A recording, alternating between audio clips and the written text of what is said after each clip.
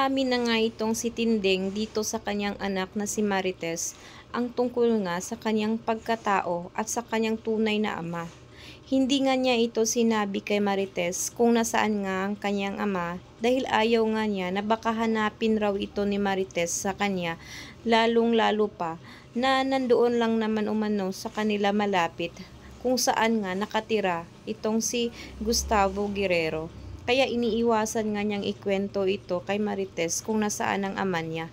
Subalit ngayon ay nakikita na naman niya itong si Gustavo Guerrero at dahil dito ay nais nga niyang aminin dito kay Marites ang totoo. Dahil na rin ay naisipan nga niya na karapatan umano ng kanyang anak na malaman ang totoo. Dahil nga dito ay sinabi nga niya kay Marites at laking gulat nga ng ginang nang nalaman niya ito. Subalit ay wala namang pakialam itong si Marites at hindi pa rin niya hahabulin ang tungkol sa kanyang ama dahil na rin ay wala na siyang pakialam dahil nga ay hindi na raw siya bata para dito.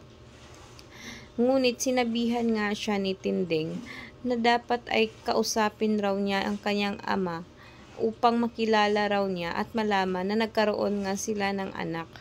Subalit ay paano nga ito masabi ni Marites na hindi naman raw umano siya interesado at wala na nga siyang pakialam dito kahit sino pa ang kanyang ama. Dahil ngayon ay okay na raw siya kahit wala siyang ama na kinikilala.